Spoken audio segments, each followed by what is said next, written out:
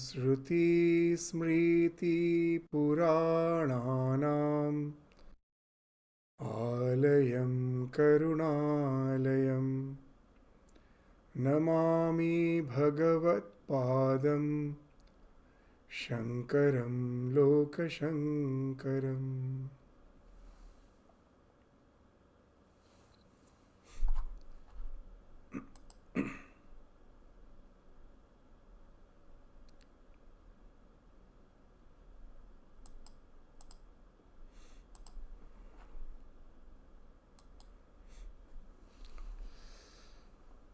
So in the last class, we concluded the section in which that what is the non-self, what is not the self. The discussion on that for which we had a series of classes, and that for the time being we have concluded. And now the question which was asked by the disciple to the Guru, that what is the self? After us answering what is the non-self, negating what is the non-self, now the teacher is going to answer what is the self. So again it will follow a series of verses to give an idea of what is the self. So the 124th verse, what it is saying? It is just saying that now I am going to tell you the nature of the Supreme Self. Athate pravakshyami swarupam paramatmanah yat vigyaya nara vandhat mukta kaivalyam ashnute. That now I am going to tell you about the real nature of the Supreme Self. Athate pravakshyami. Pravaksha means I will tell you. I will deliver. Vaksha means to tell. Whenever in Sanskrit the prefix pra is used, means in details. Prakrishta rupe. In details, in entirety. I am going to speak you about the nature of the Supreme Self. Swarupam Paramatmana. The nature of the Supreme Self. Yat vigyaya nara vandhat mukta kaivalyam ashnute. So realizing which, yat vigyaya, by knowing which, what happens? Nara, a human being, bandhat mukta, gets rid of all sorts of bondage. Bandhat mukta kaivalyam ashnute. Kaivalya means the state of kevala. Kevala means when you realize that you alone exist. You alone exist in this entire creation. There is only one existence, the non-dual Brahman, and you are one with that. So from the word kevala, the word kaivalyam came. So when you are one with that kevala, the one who alone exists, then you attain that kaivalyam. So you attain the state of liberation and you go beyond the bondage. So that's the utility of knowing the nature of the Supreme Self. So the person who is qualified for Brahma Vidya, so what are the things which is implied here? That he becomes freed from all the bondages. It starts with the ahankara. That when the conscious principle gets reflected in the body-mind complex, the first thing that comes out of it because of this wrong association is ahankara, the sense of the limited individuality, that I am this body-mind complex. So this is ahankara. From that till the body, layers of bondage that enunciates, that starts because of that ignorance, they all fall off. That everything which is anatman, the false identification with anatman, the non-self, that falls off. And along with that, all the upadhi. The moment I have the idea I am the body, with that all the upadhis, I am rich, I am poor, I am healthy, I am sick, these are all upadhis. I am learned, I am ignorant. All these upadhis, they are all pertaining to this physical body. Naturally, they also fall off. And what remains? Kevala Drik Rupa. The sin falls off, but the seer is there. Drik you have, as you know, the drik, drishya. Drishya means the thing which is seen, and drik is the seer. So kevala drik rupa, the seer alone exists. The drishya falls off, and then he becomes one with the ultimate reality, which is sat chit ananda swarupa. So as we go on saying again and again, this sat, just now we told that he is beyond all upadhis, and then we say that he becomes one with the ultimate reality, which is sat chit ananda swarupa. So now we may be a bit confused that just now you are saying he is beyond upadhi, and now you are saying that he is sat chit ananda swarupa. Are not sat chit ananda swarupata the attributes of the ultimate reality? So again here we have to indicate that sat chit ananda swarupata of the ultimate reality, whenever it is spoken of, it doesn't speak of upadhis. It actually speaks of negation of the idea of the limited individuality that is described as Sat Chit Ananda Swarupa. What it means? That generally we have the idea that I am this limited body-mind complex which was born at certain point of time. It exists for certain period of time, and then it is going to disintegrate at certain point of time. And as long as it is existing, it is going through the process of Shara Vikara, the 6 types of transformation. So by Sat, it negates this idea that it was born at certain point of time. It is going to die at certain point of time. It exists only for a particular period of time. Sat means the truth which is Trikal Avadhita, whose existence is not interrupted by any phase of time, past, present, future. So that indicates a Sat Swarupata. So it is negation, it is not an attribute. Chit Swarupata. The moment we say that it is something which is eternal, indestructible, untransformable, immediately the idea becomes that it at last this existence can be converted into matter or energy, which is something inert. We may have an idea that consciousness is an epiphenomenon, that somehow by the interaction of the matter, consciousness has evolved. So here the scripture is asserting to the fact that no, that the ultimate reality, which is Trikala Vadita, which is indestructible, untransformable, is Chit Swarupa, is the intelligent principle, conscious principle. Is the consciousness, is the ultimate reality, is the fundamental aspect of the entire existence. So it is Chit Swarupa. And by Ananda Swarupa, what it speaks? Now whenever there is a conscious being, with our limited understanding we have the idea it is always going through the dualities, pleasure, pain, joy, sorrow. All these dualities pertains to any animate, anything which is living. It has to go through. So by Ananda Swarupata it negates that. The ultimate reality being the one and the only reality, there is no second entity apart from that. The question of getting affected by the dualities of life comes only when there is someone apart from me. If I alone exist, nothing else exists, what can affect me? So I am Ananda. The Ananda Swarupata means it transcends the duality of the joys and sorrows. It is always at peace with itself. It is always in bliss. It is always fulfilled. There is no need for him to attain fulfillment by attaining something, by acquiring something. So it is always fulfilled. It is always at bliss. It is beyond all wants and all needs.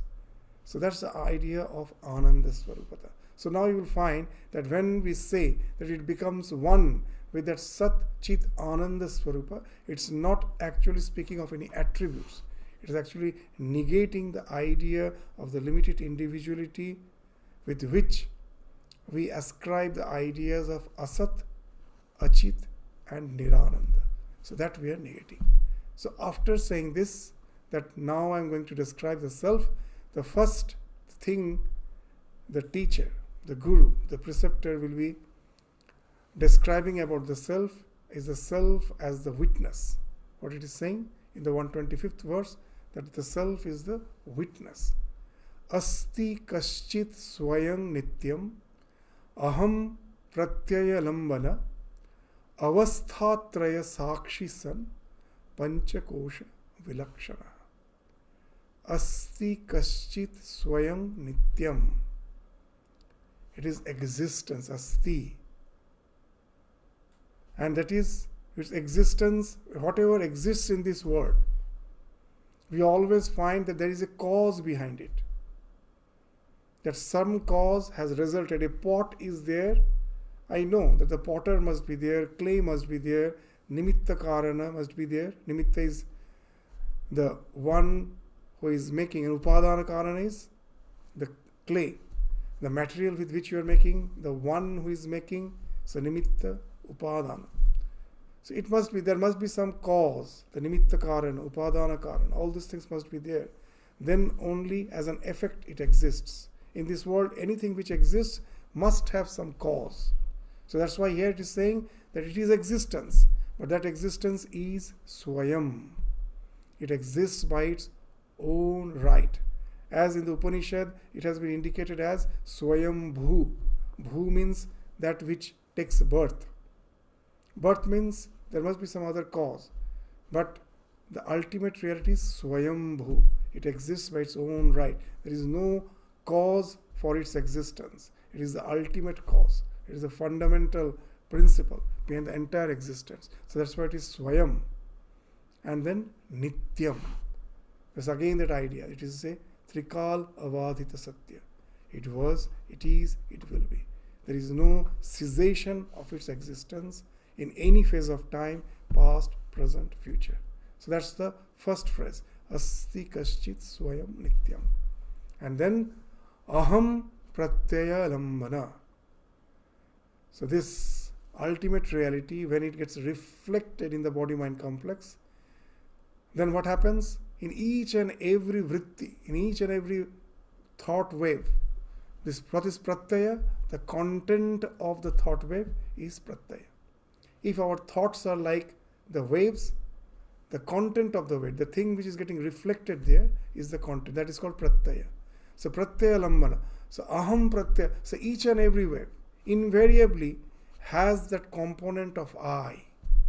I may be seeing this world. I may be enjoying this world. So many things I see.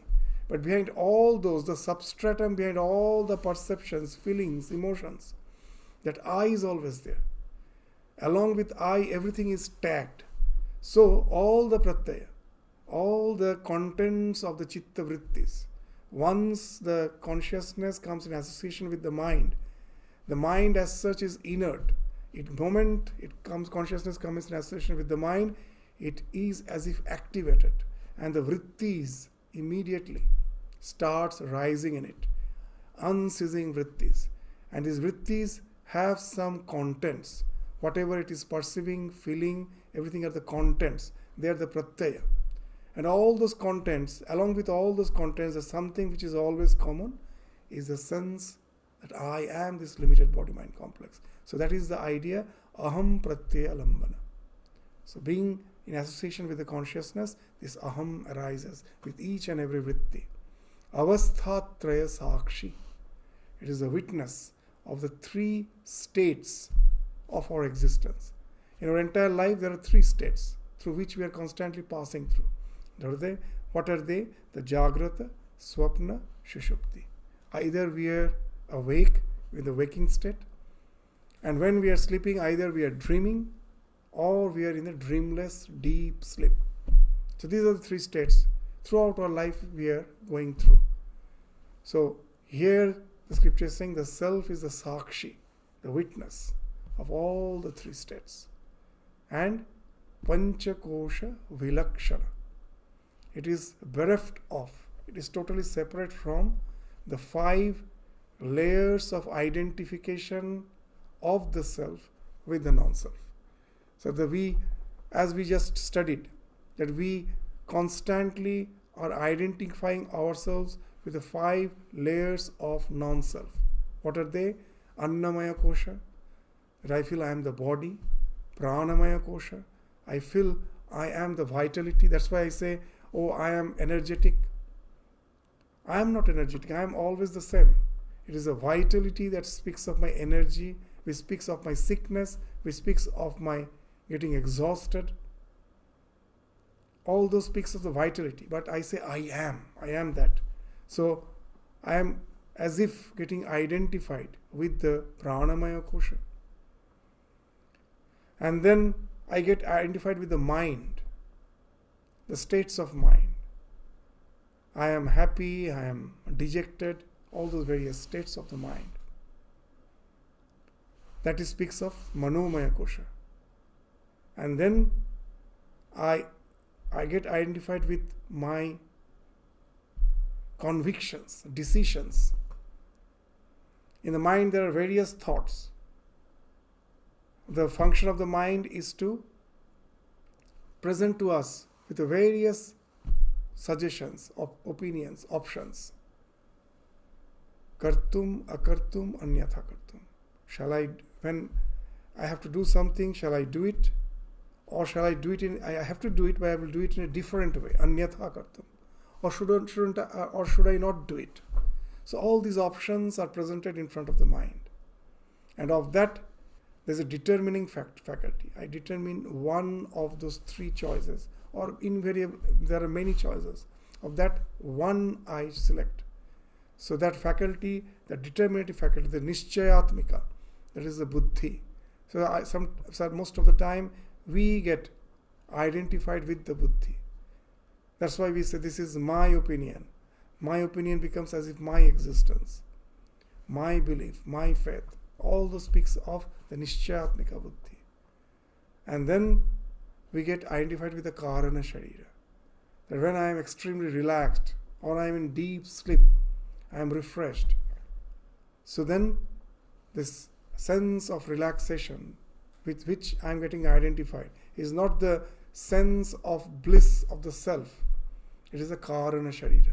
For the time being, the mind's activity has stopped, but the vrittis are still there. And the contents of the vrittis abhava, nothing is there. The self is witnessing that. It is not going beyond the vritti. It is still witnessing that. And that's the thing which we say is identification with the karana sharira. It happens in the state of deep sleep. So all these identifications with the non-self, they fall off when I know that I am the self. The self is in no way associated with any of these 5 layers of this wrong identification because of ignorance. So that's what is meant by panchakosha vilakshana. It is beyond the 5 shits. So now this avasthatraya sakshi, that you are beyond the 3 states of waking, dream and dreamless sleep. Something beyond that is witnessing. You may say, is really someone witnessing? So there are many ways of reasoning. That these are very subtle, way of trying to find out the nature of the self. The biggest problem is that this verses actually speaks of realization. A man who have realized went to that state. From that state he is speaking. But when we are trying to understand, we are trying to understand it with our limited understanding. We are yet to realize it. So what we do, we take the help of lot of reasoning. Because we don't have pratyaksha, we have to take the resort to anumana, inference. With the inference, we can, or with the help of allegories, upamana, we try to understand that what the scripture is speaking of. So here, let us try to understand that our memory suggests that there must be a sakshi. Without the sakshi, the memory cannot work. That many will say that when I was in deep sleep, I had no realization. Only after waking up, I know I was in sleep. So how can you say that I was the witness? Now say, but we have the memory. That memory itself speaks of that I was the witness. To give an example, how to let us understand with a common example. Now I am sitting in this shrine. This shrine room from the morning till the evening is open. Now suppose someone comes in the shrine at 10 a.m. in the morning and sits here and meditates till 10:30. And then he leaves. And then there is no one in the shrine from 10:30 to 11. No one is there. So A, person say his name is A. He came and he was here from 10:30, this said 10 to 10:30. And then no one was here from 10:30 to 11. And then someone comes at 11 and he starts some chanting. The first person, the A, was meditating, and now the second person, B, comes and he is chanting. He likes to chant. So he chants for about half an hour or 15 minutes. Maybe till 11:15 or 11:30 he is there. And then he leaves. Now if there is no witness, say C is a witness, who was there all through, that when A came, he was there. When no one was there, he was there. When the second person came, the B came, he was there. How can you relate? How can you know that there was A for some time, then there was no one, then again there was someone for some time, A was doing something, in the middle there was no activity, again B was doing something else, he was chanting. How will I know? We will find that in our memory everything is there. So unless there is a Sakshi, so that is one way of reasoning in the traditional way of understanding the idea of witness in Vedanta. So unless there is a Sakshi, all these thoughts would have been discrete. It would have been impossible to connect them through memory. That it is I who was in deep sleep. Before sleep I was doing such and such thing. And when I was in sleep, sometime I was dreaming. In dream I dreamt of such and such thing. And then I have had a deep sleep. And now again I am awake. So all this memory which I am having, which speaks of there must be a Sakshi to connect all this into a sequence. And then I can relate to that these are the activities which has gone on through my mind. So that's why they say that there must be someone, and the one who is the Sakshi of all this state, giving us a sense of integrity in our life. That all the discrete activities are something which is being witnessed by someone. The one who is witnessing is though it is wrongly attributed, is the individual. At present, the idea of individuality is of course limited, but still, with that individuality, all these activities are linked because of the witness. So that's the idea which is spoken of in the scripture as the Sakshi of the three states, Avasthatraya Sakshi. And Panchakosha just now we spoke of, that all these 5 layers of the self is different from these 5 layers of non-self. What are they? Annamaya, Pranamaya, Manomaya, Vijnanamaya and Anandamaya Kosha. Its identification with the body, the vital forces, the mind, the intellect and the causal body is negated. So that's what the idea which is spoken of in this verse, where the self is being indicated as the witness. So now in the 126th verse, what it says, the self is omniscient. It is all knowing. So what it says, Yo Vijanati Sakalam. So Jagrat, Swapna, Sushuptishu. It's not just the witness. But whatever activities are going on, it has the full knowledge of that. Yo Vijanati Sakalam, Jagrat, Swapna, Sushuptishu. As to a small child, generally the parents will say that you cannot hide anything from God. That you may hide it from me, but you cannot hide it from God. That's the idea.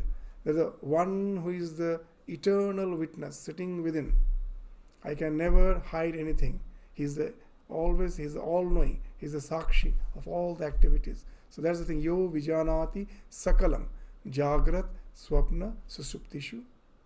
Buddhi tat vritti sat bhavam abhavam aham iti ayam. So It is the witness. It knows all the activities which are going on in the three states.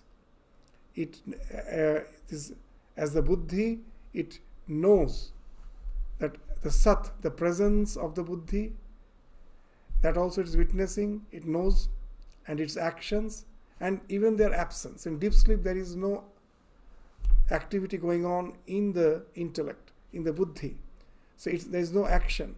So whether there is some action in the mind or it is totally at rest, it knows. It is just it knows everything. It is just the witness, the one who knows as the witness of all these three states and all the activities which are going on, and even if there is no activity, the lack of activity, the one who knows all those things is the Atman. So that which as I knows everything. So aham iti ayam, as I, it knows everything in the waking, dream and dreamless sleep states. Buddhi tat vritti sat bhavam, so the presence of the buddhi and its action, abhavam, and also its absence. So this buddhi and its activities can be seen in their operation in the waking state and in the dream state. When I say I see this, what I am seeing is the activity of the buddhi. I infer this, I understand this, I remember this. All those things speaks of the activities which are going on in the buddhi in the waking state as well as in the dream state. And in the dream state, what happens? Buddhi and its activities are absent. Since after waking from sleep, we find what we say, that I was in deep sleep, I did not know anything. I knew nothing.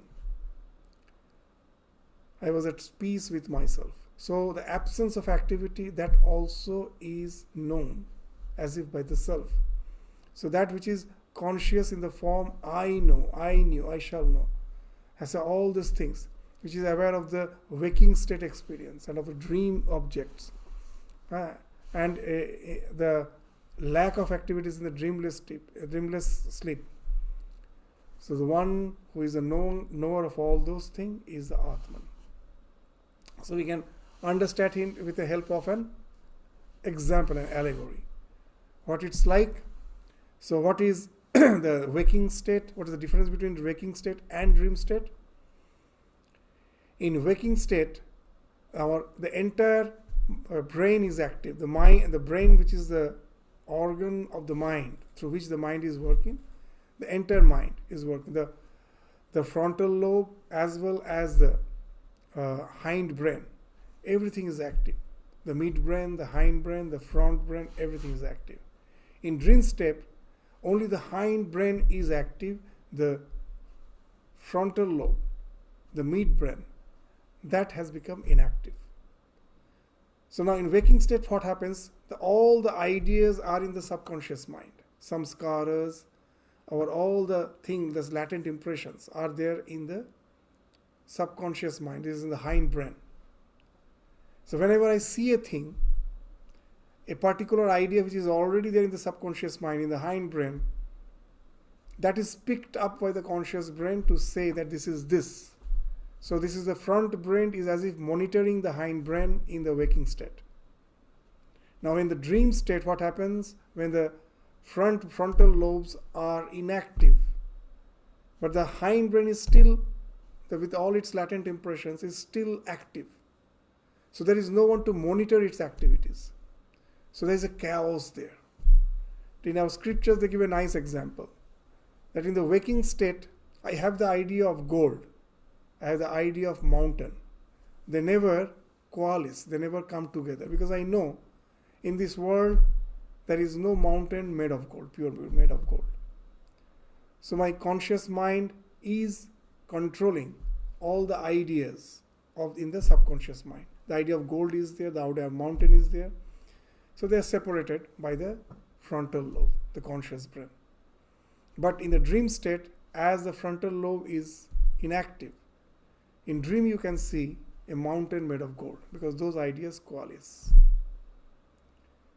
So this is a very interesting thing, that what it indicates, not only dream, even when as a student, some sort of relaxation is very much required. you will find in the waking state when our mind is extremely focused, the focused mind gathers in information. It is constantly gathering in. And when you relax the mind, it starts processing. All the ideas which you have gathered in, they will start just jumping up, trying to mix up with each other. And that it's not that all the mixing is going to result in something wonderful, but one idea fixes with, as if gets riveted with another idea to create a wonderful innovation, a wonderful discovery. That's how in science all the research happens that way. That unless it never happens when you are focused. Focused brain is just gathering in. It's only the relaxed brain which is jumbling up various ideas. Most of them are useless, but sometimes two ideas coalesce to create something wonderful. All the creations, inventions happens through that. So that though we are studying here, what's the implication? That even in our day-to-day life, as parents, when we are taking care of our children, sometimes we forget that it is not only the focus, the relaxation also has a role to play in this process of education. That's to a certain extent that is required. You find that sometimes the children have the habit of keeping some music on and doing mathematics. And sometimes parents will say it's a distraction. But it has been found, sometimes it really works wonder. If the music is not a jargon, it is not something which is just scintillating your nerves, it is just exciting you, it's a very soothing music, it do help. Because in mathematics, you need one idea to just something coalesce with another idea. I don't know that what the next step will be. I have to, among many options, one of them will fit in with this, and I don't know what. Yet it needs the brain to process that idea. I have to coalesce it. So relaxation do help, and sometimes we find that music do help. So what's the idea? In dream state, we have just went a bit off the way, just to explain the idea. In dream state, when our forebrain is inactive, the hindbrain gets the freedom for just jumping, find this mixing up with each other and without any restriction. And in deep sleep, when even the hindbrain also is inactive, there's nothing. The entire brain is now inactive for the time being. So now we can say that the one who is observing what it is like in a school, most probably nowadays you will find that the principal in his office through surveillance camera can monitor all the classrooms, what's going on. So what's the waking state life? The teacher is there in a classroom, the students are there, the class is disciplined. The teacher is like the front brain, the forebrain, the students are like the hindbrain. The teacher is there to keep them under supervision, they're controlled. And who is observing through the surveillance camera? The principal. So he is the witness of this state, which is the waking state, where the teacher, the forebrain, is in control of the hindbrain, all the students. What is the dream state? The class is over, the next class is yet to start, the teacher has left. And now the entire class is at chaos. As the teacher is not there, we find students jumping, moving around. Just the student who was supposed to be sitting in the last bench comes and sits beside the one who is in the front bench, interacting with each other. So all this chaos is happening because there is no one observing them. So that's like the dream state. It is not that it is totally silent. The teacher is not there. The forebrain is not working. But the hindbrain, the students have the full freedom to create that chaos. So there's a dream state. That also the principal, through his surveillance camera, is witnessing. He is the self who was witnessing the Jagrata Avastha, who is witnessing the Swapna Avastha. And what is the dream state? The class is over, the school is over, the final bell rang, the teacher is also no more there, the students also has left the classroom. But the empty classroom is still visible through the surveillance camera. It is still visible. So there is still the Sakshi. The principal is still observing the classroom with the surveillance camera. What is empty, nothing is there. So that's why in Yoga Sutra, the deep sleep state has been defined as what? Abhava pratyaya alambana vritti nidra. Pratyaya. Pratyaya is abhava. The content of the wave is nothing. There is nothing. But the vritti is still there. Even in modern science, you will find that a person whose brain is scanned, even in deep sleep, there are waves. The nature of the waves changes, but the waves are still there. And it has been found that one who is meditating, for him also waves are there, because he has not gone into samadhi, he has not gone to the state of thoughtlessness. But he has gone to a most probably a state which has calmed his mind. So the waves which we find that for a meditative person, the frequency is very less, very small. It's for waking state, for the dream state, you will find this frequency is very intense. But for the one who is meditating, the frequency goes on reducing. The waves gets attenuated. Waves are still there. Most probably, if you would have gone into samadhi, it would have been a flat curve. But as the mind is still acting, they get waves, but the waves are more flattened, more attenuated. The frequency is less. So what this speaks of? That there is someone who knows, like that the principal sitting, of all the activities which are going on. He is the avastatraya sakshi. He knows in details what is going on. He is behind the surveillance camera. He is watching what's going on. So that's the idea which has been spoken of in this verse. Yo vijanati sakalam jagrat swapna susuptishu buddhi tadvritti sadbhavam. If there is activities going on, he is know that. Abhavam. If no activity is going on, he also knows that. And he knows it as if I know it.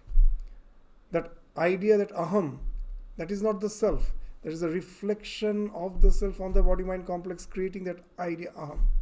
Through that aham, it is observing anything. So if I say that the aham is the self, again we will be doing the mistake. No. Through that aham, the self is witnessing everything. I can never know that real self. So sometimes we make that mistake, that I think that the one who is observing the deep sleep state, the waking state, the dream state, is the self. No. The self has generated aham, and that aham, that ego, is observing all this thing. Because the self can never be known. I know that I am the witness, isn't it? That I am witnessing the dream state, I am witnessing the waking state, I am witnessing the deep sleep state. And that I, that qualia factor, nowadays they speak in our this neurology, that the one who is the witness of your thoughts, that is not the self, that is the aham. The self, when gets reflected in the body-mind complex, first it creates aham. Through that aham, it is witnessing all this thing. Because even I am aware that I feel of that also I am aware. The one who feels that I am feeling, I am aware of that. But the ultimate subject can never be known. So that way we shouldn't mistake by thinking that aham pratyaya itself is the self. No. The self generates aham pratyaya, and through that it is watching all the three states. But it is something beyond. It is not perceptible. It can only be known by tatastha lakshana. That we will come to it in the succeeding verses. Let's go to the next verse, where we will find the idea that how that self which can never be known, but can be known by tatastha lakshana. What is tatastha lakshana? Tata means on the bank, something situated in the bank of a river. That is tatastha. So these examples are very nice in scripture. With the simple words, they give an idea which is otherwise very difficult to understand. Suppose there is a river passing very near to your house, but it's not visible from your house. A guest comes, and when chit-chatting with you, you say, the river is very near. And then the person peeps out through the window and finds there is no river. He says, where is the river? And then you point out, so you see the tall tree. It is just flowing by the side of that, tatastha. So I cannot see the river, but by pointing to the tree, I can indicate that the river is there.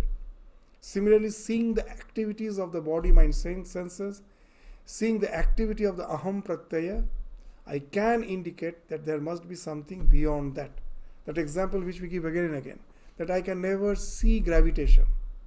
But seeing a falling object, I know there must be something called gravitation. But otherwise, can I see gravitation? No. Can I see light? No. Only when it falls on some object and it illumines, then I am aware of light. Can I see magnetism? No. When I see the iron filings are being attracted by a magnet, then I know that it's a magnet. So by the actions I know, otherwise I don't know. Similarly, they say the ultimate reality, which is illuminating everything, as such cannot be known. By the fact that it has been illumined, we know that the self must be there, which is illuminating all of them. So let us go to the verse and then we will continue with this discussion. Yah pashyati. So the self is the only luminous entity. Yah pashyati swayam sarvam yang na pashyati kinchana. The one who is seeing everything, but no one can see him. Yah chetayati buddhyadi natat yam chetayatyayam. So that which perceives everything, but which nothing can perceive, that which illumines the buddhi, etc. Buddhi, mind, that which is illuminating, but cannot itself be illumined, is the Atman. So that's the idea. Just we are saying that we find that even the Drigdrishya Viveka starts with that. That with the eyes I see everything, but with the eyes can I see my own eyes? No. So the subject is never known. To know the existence of the eye, what I see with the eye is again perceived by the mind. So with the mind I can be aware of the existence of my eyes. But again, there must be this mind with all its vrittis by itself cannot be known. There must be, so from that the scriptures say that there must be a sakshi beyond that who is witnessing the mind. If the mind was ultimate, the subject is never known. How can I know? How can I be aware of the existence of the mind? As I am aware of the existence of the mind and its thoughts, there must be some sakshi behind that. So it's the same way, just we start with that. Just the way with the eyes I can see everything, but I cannot see my eyes itself. There's a very nice episode in the incident in the life of Swami Vivekananda. When he was in the West, one day he was meditating, he was in Chicago. A small child entered his room. It is this child who reminisces this incident much later when he was a grown-up person. So what was he remembering? That as a small child, he still remembered that one day he saw Swami Vivekananda sitting still in his room. He never knew what meditation is. So he simply entered the room and sat on Swamiji's lap. Now as he sat, naturally Swamiji came out from his meditation. And seeing the small child, he looked at him. And now the small child asked him whether God exists, God is. And Swamiji told, yes, God is. And the next question was, why don't I see him? And Swamiji's reply was, can you see your eyes? Can you see your eyes? So this child told, only when I grew up later, then I realized what he mentioned. So the subject can never be known. So that's the idea. With this you can see. So that's this thing we find that Shankaracharya is compiling from the various Vedantic texts. So even we find in the Upanishads the same idea has been stated in so many instances. Like in Brihadaranyaka Upanishad, they say that na anyat asti drashta. There is no other drashta. If there was some other drashta, then I would have been aware of the self, and it would lead to infinite regression. That there is someone who is witnessing the self, then someone must be witnessing the one who is witnessing the self. There won't be any end to it. It will lead to infinite regression. So that's why na anyat. At last you have to end with the final drashta, as the self as the final drashta. And now ask, where is the self? Who is the self? The ultimate subject can never be known. So that's why na anyat asti drashta. There is no other drashta. He is the ultimate drashta. In the Kena Upanishad, this famous mantra, na tatra chakshur gacchati, na vag gacchati, na mana. The eyes cannot reach it, cannot go there. Your speech cannot go there. Your mind cannot reach it. So that's the same idea in the Kena Upanishad. In Kathopanishad also the same thing. Naiva vacha na manasa praptum shakyo na chakshusha. The vacha, there's your speech, your mind, your eyes, nothing can reach it. So it is beyond that, because it is an eternal subject. Because of that, everything is known, but it can never be known. So the 128th verse is just continuation of the same idea, that yena vishvam idam vyaptam yang na vyapnoti kinchana abha rupam. Abha. Bha means light, abha means absence of light. It means something which is inanimate, that which is not luminous. Abha. Abha rupam idam sarvam yang bhantam anubhati ayam. That all the inanimate things which I see, that is abha. But I know that it is an inanimate object. So there must be some conscious principle behind to witness that and know that it is abha, it is not luminous. So yena vishvam idam vyaptam. So that by which the entire universe is pervaded. That is being pervaded, just like when I see the mirage in the desert. The entire mirage, the entire reservoir which I am seeing is pervaded actually by the desert. If you remove the desert, the mirage is not there. So the mirage is pervaded by the desert. But it cannot be pervaded by anything else, but which nothing pervades. Yang na vyapnoti kinchana. Which shining all this universe of form, of non-effulgence. So they shine. So yena vishvam idam vyaptam. So as has been stated in the Bhagavad Gita, that vishtabhyaham idam kritsnam ekangshena sthita jagat. So that because of the self being projected as the universe, just a part of its projection is this universe. Why they are saying it's a part? We can understand that because our perception is also limited. I do not see the entire projection. When the white light passes through the prism, we say it breaks into the vibgyor, the 7 colors. But is it really only the vibgyor that has been projected? No.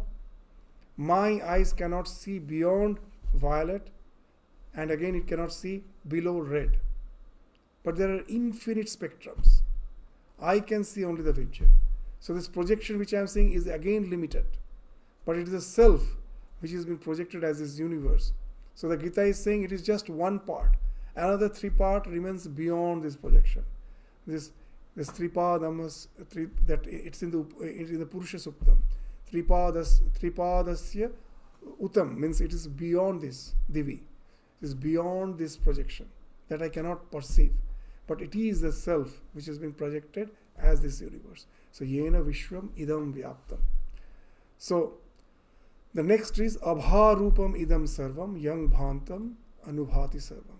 So even in the Kathopanishad we read na tatra surya bhati na chandra tarakam nema vidyuto bhanti kutoyam agni tameva bhantam anubhati sarvam tasya bhasa sarvamidam vibhati. That even the sun cannot illuminate it. This na surya, na tatra surya bhati. The self cannot be illumined by the sun. Everything is illumined by the sun, but the self cannot be illumined by the sun. It is because of the self we know that the sun is illuminating everything. So the self cannot be illumined. Neither the moon, what to speak of an ordinary fire. Tameva bhantam anubhati sarvam. When that shines, everything else shines. So because of that only everything else shines. What's the idea? That we try to explain in sometimes in a somewhat different with the help of a simple example. That we sitting in this earth look up in the sky and see the Milky Way, see the sun, the stars, the galaxies. And we have an idea, I'm such a small, insignificant creature. As if just like a worm crawling on this earth. This universe is vast, unlimited. In space, I'm just infinitely small. I am nothing. But we forget one thing, that when I am saying I am nothing, everything is so big. Who is giving this certificate that everything is so great? The sun, the star, the galaxy. The sun also is abha, as per the self is conscious. The sun itself doesn't know. It gives light. It's a star. It gives light. It doesn't know. It is abha in that sense. It is my certificate. The one who is so insignificant, crawling on this earth. It certifies, sun, you are big. You give light. And the sun then is considered as big. It gives light. If I am not there to certify, sun itself doesn't know that it exists. So now you will understand. That's why the scriptures say, that even the Upanishads say, the one who is within is Mahato Mahiyan. Is greater than the so-called all the great things we see. Mahato Mahiyan. Because it is certifying the existence of everything. So that's why the self is the one which is illuminating the entire universe. Without it, nothing is illuminated. So that's the idea which has been spoken of. It's the ultimate illuminator. So through these, what the scripture is trying to say, we will go on, that it is the intelligent principle. Now, in modern science, we will find these all ideas, they will say, simply brush out by saying intelligence is a product, is an epiphenomenon. Does a small mollusk, the way we perceive the world, does it perceive? The question of witnessing, does it come from, it may be responding to some stimuli in a very limited manner. But the way we are aware of Jagrat, Swapna, Sushupti, all the activities of the mind, our consciousness is so intense. Even a small child who has been born, or some bacteria, microbe, are they intelligent the same way? So this is, just few days back I was seeing a video where they are saying, where they are just claiming that intelligence, which is being equated with consciousness, is an epiphenomenon. It has somehow evolved through the process of evolution. In this context, I was reading about the lecture of Swami Vivekachudamani, the cosmos, the macrocosm. It's very wonderful. In the last section, he's as if discussing this idea in a very nice way. What he's saying, we should always remember Swami Vivekananda had a realization as a wandering monk in Almora. That what the macrocosm and the microcosm are built on the same plan. Jaha che bhande, taha che brahmande. That's as Sri Ramakrishna used to say, that when the rice is being cooked, now whether the rice has been cooked or not, when the rice is still boiling in water, what the one who is cooking, what he will do? He will go and just pick up one rice and press it between the fingers to find whether the rice has boiled or not. He is not going to just press all the rice. Just one rice it has boiled means everything has boiled. So that's the example Sri Ramakrishna is giving, that if you know the way a small unit in this universe works, you can know the working of the entire universe. That the microcosm and the macrocosm are built in the same manner. Just in anywhere we can just give an example. Just see the sun, around the sun the planets are moving. Go to the structure of atom, that's what the basic structure we speak of. That the nucleus is there, the electrons are moving around it. So the same plan everywhere, that we will find that when at the tree, from the tree the seed comes, from the seed again the tree comes. From the egg comes the animal, from the animal again comes the egg. So these are the things which I can see here, just in all the details I am seeing in the life. Swamiji is saying the same way the universe works. The entire, when I say that the consciousness has evolved, can consciousness evolve from nothing? Impossible. Because he's saying a very nice thing.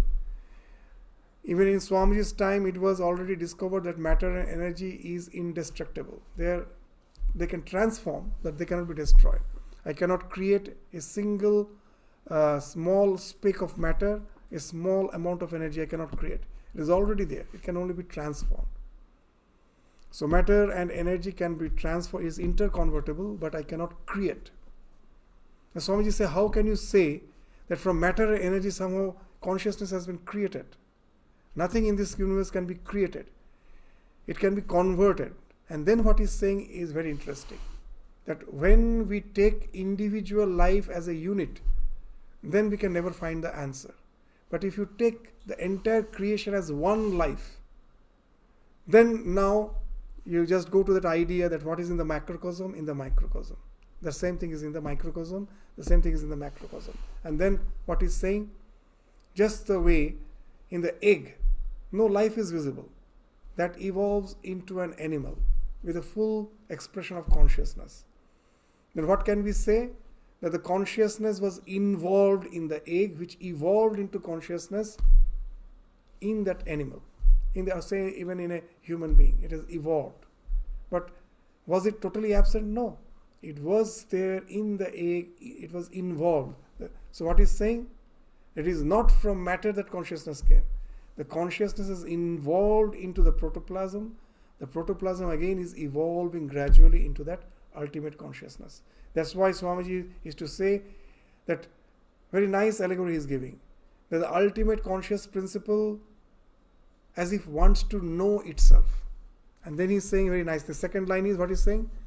That I can see everything with my eyes. But can I see my own face? No. I need a mirror. I need a mirror to see my own face. So similarly, the consciousness, which is all knowing, to know itself as if it needs a mirror. And that's why it projects this universe. And this universe as such is a mirror, which is an involved mirror. At the beginning, its reflection is not clearly visible in the lower forms of beings, because in that the consciousness is involved. It is there. That's why in Vedanta you will find the idea of Mahat is there. You read the idea of Hiranyagarbha, the golden egg, where the creation is not yet manifested, but in potential it is there. It is not coming from a zero. As we thought of Brahman, that's why we in the Vedanta, in Vedic culture, the zero was discovered. Zero doesn't mean nothing. Zero means balance. Zero means potentiality. 4 minus 4 is 0. When some quantity is balancing something else, then it is 0. It doesn't mean nothing else. That when all the dipoles in an iron bar are oriented in a particular direction, so the north poles are in one direction, south, then it becomes a magnet. When it is scattered, then one is negating the other. So the net result is 0. So it speaks of potential. It is still there, but it is in unmanifested form. So that's why the idea of the Hiranyagarbha is there. The idea of Avyakta, which we read, from that it is coming. So it has involved there. From there it is manifesting. So from consciousness, it has involved there. It is like a mirror, which is not very clear. But the consciousness wants to realize itself. And then this cleansing of the mirror is going on. Higher and higher forms of life, as it is evolving, is a cleansing of the mirror. At last, human being is the one where you can have that clean mirror, where you can see your own reflection and be satisfied. And that's what the process is going on. So now, when we read these verses, where we have the idea that it is speaking of the consciousness witnessing everything. Now, naturally, the science, with the scientific knowledge, we may ask, but it is as a human being, the way we observe, is it even the lower forms of animal do it? No. Then how can you say that the consciousness is something from which everything has evolved? So Swamiji is saying this, that microcosm and macrocosm are built in the same plan.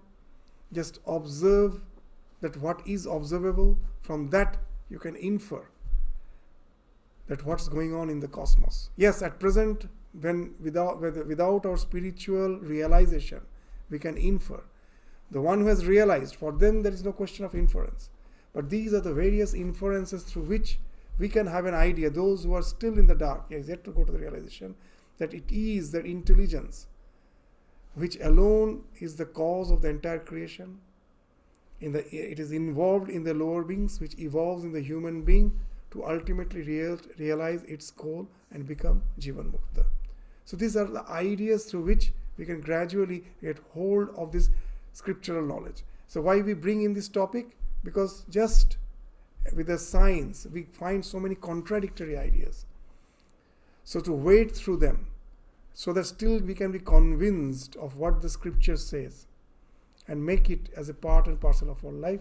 So sometimes we need to just reason with the help of what Swamiji has said. Swamiji's complete works, that's why it's very important.